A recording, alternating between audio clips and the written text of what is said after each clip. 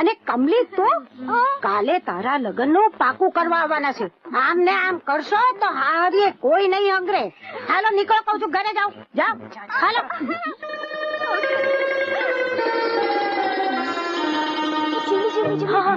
કાનમાં કહેવાનું હું બાકી રહી ગયું. જાઉં છું દાદીમા.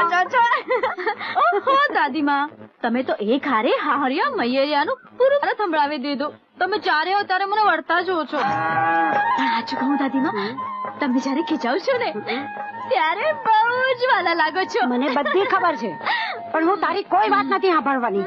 જવા દો ને બા, ભાઈ એની રમવાની ઉંમર છે તો રમે. આ ઉંમરે તમે કઈ થોડા ખોખો રમવાના જો. કાકા,